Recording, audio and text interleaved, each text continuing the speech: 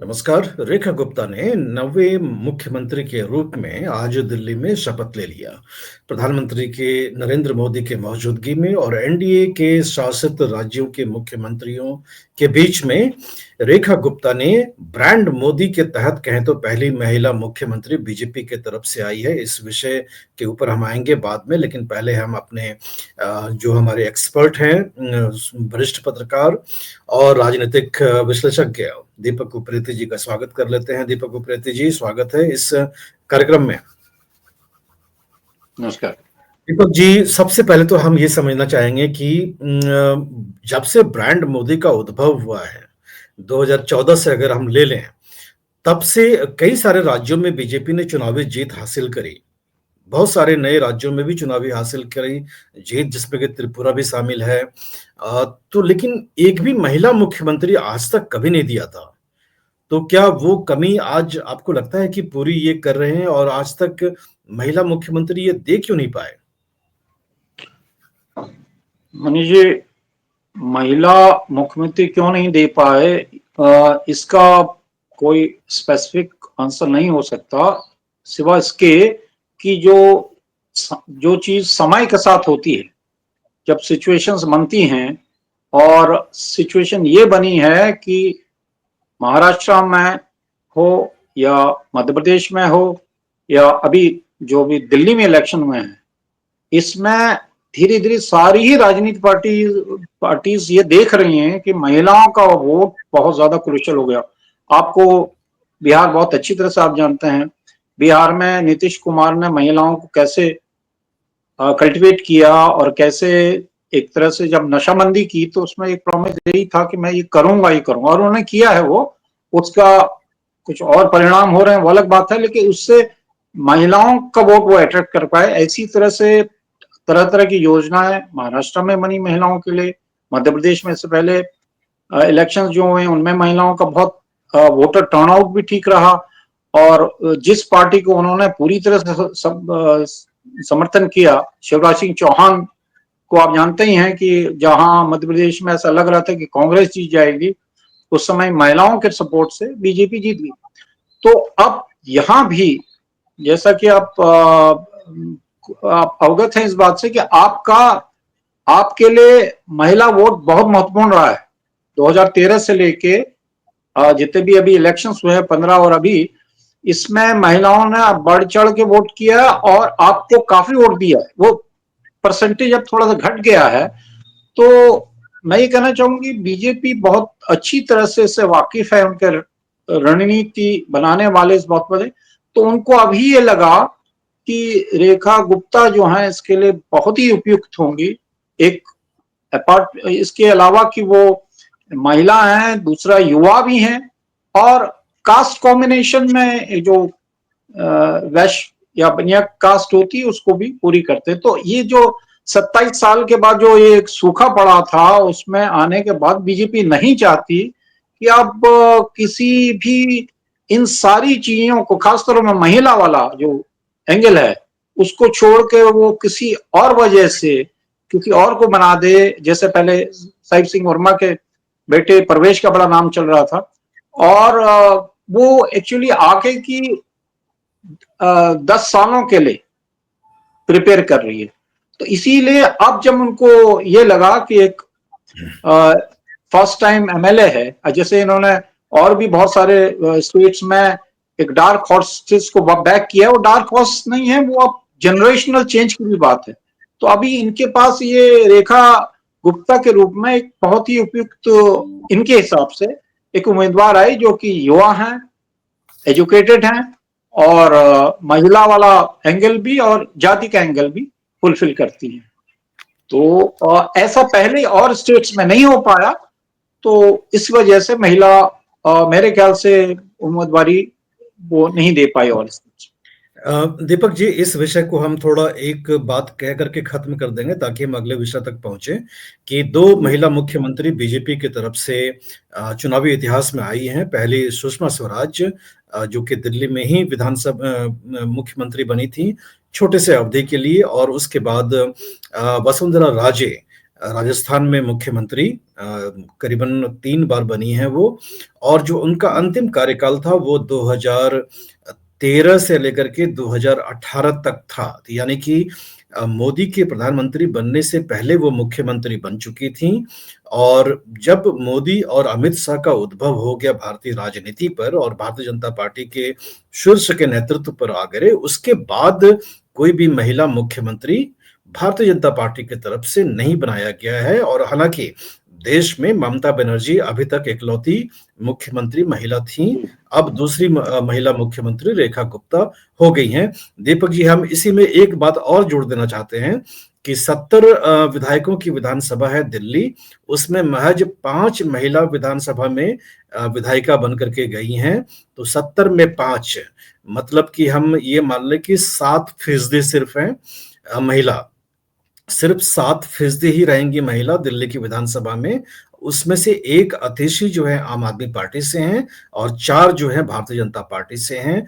तो जहां महिला आरक्षण बिल संसद ने पास कर दिया है, लेकिन अभी भी दिल्ली के विधानसभा में महज 7% ही महिलाओं की भागीदारी रहेगी। दीपक जी, हम आपसे ये जानना चाहेंगे कि प्रवेश वर्मा के बारे में कहा जाता है कि अमित शाह के बड़े करीबी हैं, और उनके पिताजी जब वो मुख्यमंत्री हुआ करते थे, साहेब सिंह वर्मा, तो नरेंद्र मोदी के बड़े अच्छे करीबी दोस्त माने जाते थे। तो ऐसे में प्रवेश वर्मा क्यों पिछड़ गए? चुनाव तो लड़ाया गया था, उनको लोकसभा के सांसद रह चुके थे, और अरविंद केजरीवाल को चुनाव हराया। देखिए, जब एक बड़ा डिसीजन लिया जाता है तो राजनीति में ये होता है कि आपसी संबंध वो बहुत कम मायने रखते हैं, अनलेस कि वो आपके जो लॉन्ग टर्म एम है या शॉर्ट टर्म एम है उनको भी फुलफिल कर रहे हों। अब जैसा आपने बताया कि उनके पिता मुख्यमंत्री थे और वो काफी क्लोज भी थे, लेकिन अभी की जो अभी आप जो अपोजिशन पार्टी है वो बहुत स्ट्रांग है। बीजेपी की सरकार को अभी एक बहुत वीक अपोजिशन को फेस नहीं करना है। एक ऐसा अपोजिशन है जो थोड़ा सा भी स्लिप हुआ, अब तो कोई बहाना भी नहीं है। अब तो देखिए, डबल नहीं ट्रिपल इंजन की सरकार होने जा रही है। Central government, state government, MCD भी मेरे ख्याल से, अब मतलब लोकल यूनिट्स हैं वो भी बीजेपी के पास आ जाएंगी, तो कोई एक्सक्यूज होगा नहीं। तो इस वजह से ये एक तो उनको ये लगा था कि एक तो एक नया फेस हो, जो एक नई उम्मीद। देखिए, राजनीति सारा खेल, जहां तक स्टेटस को राजनीति, जैसे मैं बार बार कहता हूं, वो सब एस्पायरेशंस का खेल है कि आप एक ड्रीम दे देते हैं, एस्पायरेशन देते हैं, और उसमें उनको लगा कि प्रवेश वर्मा की जो अपनी इमेज है, एक तरह की हार्ड लाइनर कह लीजिए या कि बहुत अरबेन नहीं है, और उसके अलावा देखिए वो जाट प्रदेश से आते हैं लेकिन ये भी वहीं से आती हैं, तो ये दोनों चीजें फुलफिल, ये जिन से हैं रेखा गुप्ता। तो और दूसरा ये है कि मेरे को फ्रेशनेस, उनको लगा कि दिल्ली में आपका मुकाबला अतिशी के को काउंटर करने के अलावा महिला वोट, जैसे हम पहले डिस्कस कर चुके हैं, एक आगे जनरेशन को एक आगे का विजन देना कि ये जो इसकी क्लीन स्लेट है और इसकी कोई इमेज है, सच फिक्स इमेज दिल्ली वालों के उसमें नहीं है। तो ये आपको एक तरह का एक नया जो प्रोग्राम है इम्प्लीमेंटेशन को ये बहुत ऑनेस्टली करेंगी, ऐसा विश्वास दिलाने का एक बीजेपी को एक मेरे ख्याल से उनका अपना एक एजेंडा रहा है। तो इसलिए इन सब चीजों में वो फिट हो गई हैं, उनको ये चीफ मिनिस्टरशिप दी गई। तो क्या ऐसा भी हम मान सकते हैं कि चूंकि दिल्ली देश की राजधानी है और प्रधानमंत्री नरेंद्र मोदी जो है वो चाहेंगे कि अपनी एक छाप वो दिल्ली के विकास में छोड़ें, क्योंकि भारत मंडपम भी बना है, नया संसद भी बना है, और केंद्रीय सचिवालय का भी निर्माण हो रहा है, सेंट्रल विस्टा का भी निर्माण होना है। तो ऐसे में क्या लगता है कि ऐसा मुख्यमंत्री वो चाहते थे जो कि बिना किसी मतभेद का जो भी प्रधानमंत्री कार्यालय से बात करी जाए, उसका कार्यान्वयन करते जाएं, वो एक एक इस तरह की एक भूमिका में मुख्यमंत्री वो चाह रहे थे क्या? देखिए मनीष जी, जब हम पत्रकार लोग बात करते हैं तो अक्सर बहुत जो स्टीरियोटाइप हमारा सारा कभी कभी हो जाता है कि साहब ये कास्ट कॉम्बिनेशन है, ये ऐसा है, और प्राइम मिनिस्टर ये चाहेंगे, होम मिनिस्टर ये चाहेंगे, पार्टी का एक विजन होगा। इन सारी चीजों से ये चीज उतनी गाइड नहीं होती जितना कि अंदर के इक्वेशंस जो बने होते हैं। कई आरएसएस का अपना इनपुट होता है और अपने लीडर्स का अपना इनपुट होता है, लोकल लीडर्स का। और यहाँ तक हमने भी बात की कि एक महिला फेस दे दिया तो उससे एक बार काफी सेटिस्फाई हो गया नहीं, तो वो काफी और भी चीजें होती हैं जिनको को देख के कोई इसको एक साइंटिफिक तरीके से एनालिसिस नहीं किया जा सकता। अब हम आते हैं बात की असली मुद्दा क्या है। असली मुद्दा है दिल्ली में डेवलपमेंट की बात है, जैसे हम कंट्री के भी डेवलपमेंट की बात करते हैं, इतने बड़े बड़े गैप्स हैं, उनको क्या कोई पर्टिकुलर फेस देने से वो पूरा होगा क्या? या कोई कास्ट के उम्मीदवारी होगी तब पूरा होगा क्या? इसके लिए तो देखिए आपके आपने जैसे कहा कि दिल्ली राजधानी को एक आइडियल सिटी बनाने के बारे में पहले भी बातें हो चुकी हैं। जब 2014 में जब हुआ था तो आपको मालूम हुआ था, यहाँ उन्होंने कहा था कि हम दिल्ली को और स्मार्ट सिटीज को हम बार्सिलोना बना देंगे, न्यूयॉर्क बना देंगे, ऐसी बात हुई थी। लेकिन आज क्या है कि दिल्ली सबसे पॉल्यूटेड सिटी है दुनिया की। One of the most polluted city Delhi है। यहाँ AQI 500 तक, 1000 तक चला गया। तो ये कहना नहीं होगा कि एक तो ये एक शर्म की बात है, और जो हम ये कहते हैं कि अगर हम कि दिल्ली में पोल्यूशन की वजह से जितनी डेथ्स होती हैं उसका अगर आकलन किया जाए तो वो लाखों में जाएंगे। उसके एक वो हो गया। दूसरा ट्रांसपोर्ट है। अभी मैं एक स्टडी में पढ़ रहा था कि अगर हमने जो है प्राइवेट कार ड्रिवन ट्रांसपोर्ट को बहुत फोकस किया है, तो दिल्ली में मेट्रो के अलावा, मेट्रो एक अपने आप में बहुत अच्छा है, लेकिन अभी मैस ट्रांसपोर्ट में बहुत कुछ करना है जिससे कि लोगों का एक जगह से दूसरी जगह, वर्कर्स हैं, लेबरर्स हैं, यहाँ पर तकरीबन हर जगह का आदमी है, यहाँ साउथ से है, नॉर्थ से है, लेबर क्लास है, माइग्रेंट्स हैं, उनको एक तरफ से दूसरी तरफ जाने के लिए, सहूलियत के लिए ट्रांसपोर्ट, इजी ट्रांसपोर्ट चाहिए। देखिए अभी अगर बस से जाना चाहें तो कुछ बसेस हैं जिनकी बड़ी फ्रीक्वेंट सर्विस होती है, कुछ की कनेक्टिविटी होती ही नहीं है। अगर आप एक छोटी जो डिस्टेंस में भी जाना चाहे आपको घंटा, 1.5 घंटा लग जाता है। तो लेबर क्लास कैसे जाएगा? जो बाहर से आया वो कैसे जाएगा? जिसके पास बहुत परचेजिंग पावर है वो कैसे जाएगा? तो दूसरा ये है आपका। तीसरा, हम जो बहुत पॉपुलिस्ट वे में जिसकी बात अक्सर हुआ करती है, यमुना की क्लीनिंग की बात है। यमुना क्लीनिंग के लिए अभी तक क्या हुआ है? उसके लिए सिर्फ स्टेट गवर्नमेंट ही नहीं, सेंट्रल गवर्नमेंट को भी उसकी रिस्पॉन्सिबिलिटी लेनी है। फिर आपके जितने ये मैन होल्स हैं जिसमें नीचे अक्सर स्कैवेंजर अभी भी जो बैन कर दिया गया वो जाते हैं, वो डेथ्स होती हैं।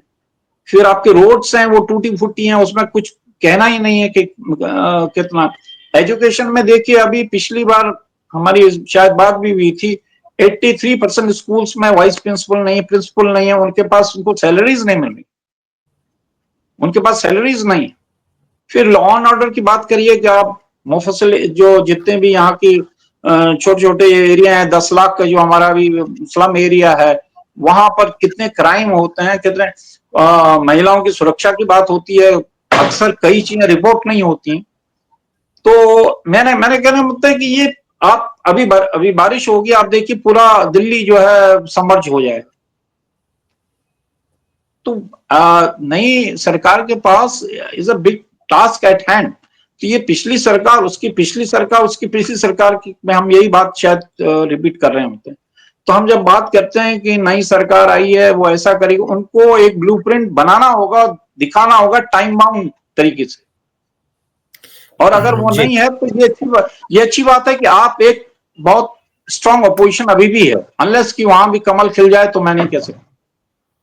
जी, एक आखिर में एक आखिर में दीपक जी आपसे आपके विचार हम जानना चाहेंगे जो कैबिनेट जो दिल्ली का जो बनने जा रहा है, जिसमें कि कपिल मिश्रा एक आम आदमी पार्टी से आए थे 2019 में हम्म, और वो करप्शन का चार्ज लगाया था आम आदमी पार्टी की और तब वो भाजपा में हम्म, आए थे और जी, भाजपा में आकर के वो एक हिंदुत्व वाले इमेज में ढल गए थे और प्रवेश हम्म, वर्मा का भी इमेज कहीं न कहीं हिंदुत्व वाला ही है। तो वो है। 2 हिंदुत्व वाले इमेज के हो गए और एक दलित चेहरा दिया है रविंद्र इंद्र राज सिंह को लेकर के, एक पंकज सिंह हो गए, एक आशीष सूद हो गए पंजाबी फेस के रूप में।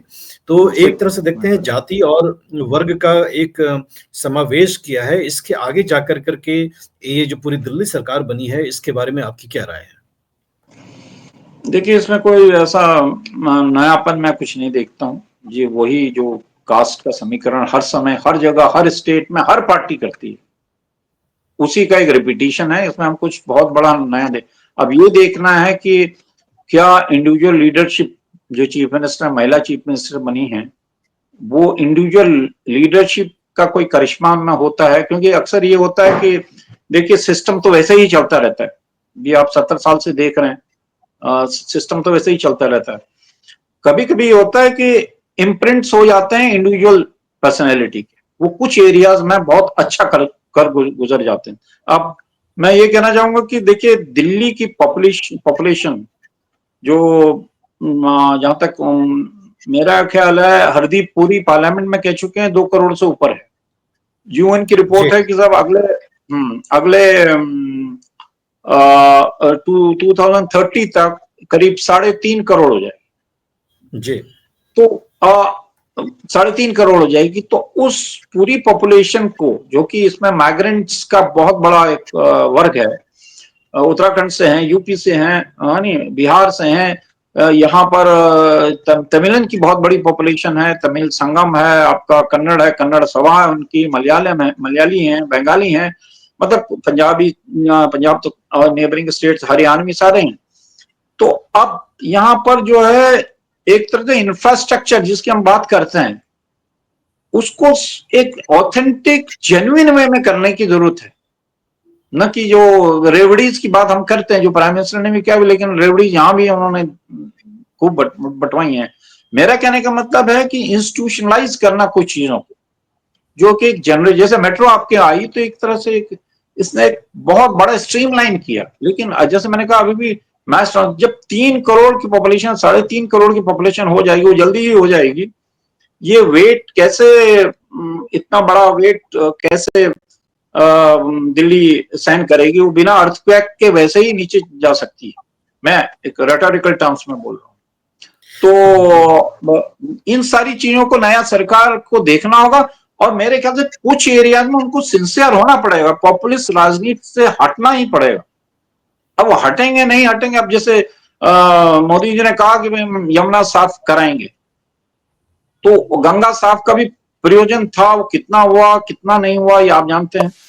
तो मतलब जो स्टेटमेंट है और एक्चुअल रियलिटी, उसमें गैप अगर थोड़ा सा कम हो जाएगा, मेरे ख्याल से कॉमन आदमी हिंदुस्तान का बहुत ही मतलब थोड़े में खुश हो जाता है। तो वो जमीन पर दिखना चाहिए और जो हनीमून पीरियड कहते हैं उसी में दिखना चाहिए। जी, बिल्कुल सही कहा। दिल्ली के लोगों ने सपने तो कई देखे हैं कि यमुना साफ हो जाएगी, 2 दशकों से ये सपना देखते आए हैं। कूड़े का पहाड़ खत्म हो जाएगा, ये भी सपना देखा 2 दशकों तक, लेकिन दोनों ज्यों के त्यों पड़े हुए हैं। अब उम्मीद है कि जो नई सरकार बनी है, कुछ नया बदलाव करे और नया परिवर्तन लाए। पॉल्यूशन पॉल्यूशन को भी आप मेंशन कर लीजिए। प्रदूषण प्रदूषण जो कि हम देखते हैं कि अच्छा दीपक जी, हमने आपको क्या बताना भूल गए हम कि 2024 के पूरे साल में पूरे 365 दिन में एक भी दिन अच्छे क्वालिटी का एयर नहीं रहा पूरे दिल्ली नहीं में। रहा जी। पूरे 365 दिन बैड क्वालिटी एयर रहा। ये रिकॉर्ड है अपने आप में। तो हमें लगता है कि बहुत चिंता वाली स्थिति है कि बच्चे बूढ़े को आप छोड़िए, अब तो जवान लोगों को भी अर्थराइटिस और लंग और फेफड़े तो की बीमारी हो रही हैं। तो यहाँ ये पे बहुत मेरे ख्याल से अगर पॉल्यूशन ऐसा ही रहा अब यहाँ तो मजबूरी है लोगों की, लेकिन बहुत सारा माइग्रेशन होना चाहिए। लोगों के पास मजबूरी नहीं तो लोग माइग्रेट हो जाते हैं यहाँ से। यहाँ फॉरेनर्स जितने भी आ, डिप्लोमेट्स ने भी कहा है कि भाई हम यहाँ ऐसे नहीं रह सकते, इतनी बैड एयर क्वालिटी है। तो आप किस बात का आप यहाँ पर इतना गर्व कर रहे हैं कि साहब हमारी दिल्ली कैपिटल हम इसको मतलब बार्सिलोना बनाएंगे, ये 10 साल पहले कहा था इन्होंने। तो हम, मेरा ये कहना है कि आप कोई बहाना नहीं है। अब कोई बहाना नहीं है, अब कोई बहाना जी नहीं है। और दीपक जी, अब कोई बिल्कुल भी बहाना नहीं है, और किया जा सकता है। पेचिंग का, दीपक जी, ऐसा ही हाल था जी जब शी जिनपिंग का पहला कार्यकाल था, आज से करीबन 12 साल पहले। तो पेचिंग का दिल्ली जैसा ही हाल था, और उन्होंने 5 साल में प्रदूषण खत्म कर दिया। अब पेचिंग में कोई पोल्यूशन नहीं है। तो अगर इच्छा शक्ति हो तो सरकारें काम कर भी सकती हैं। वो चीन में ईमानदारी। भी, जी, ईमानदारी से अगर करना चाहें तो कर भी सकते हैं। और इंदौर में भी आपने देखा ही है दीपक जी, कि जो कूड़े का जी पहाड़ था वो 2 साल में ही खत्म हो गया। तो अगर जी करना चाहे तो जरूर कर सकते हैं, इच्छा शक्ति होनी चाहिए। ये विषय के इस चर्चा में हमने कई सारे विषय को छेड़ दिया है, लेकिन हम उन विषयों पर कुछ अलग से भी विस्तार से चर्चा कर सकते हैं, और दीपक जी को भी जोड़ना चाहेंगे उन विषयों के साथ। दीपक जी, आपका हमसे बात करने के लिए बहुत बहुत धन्यवाद।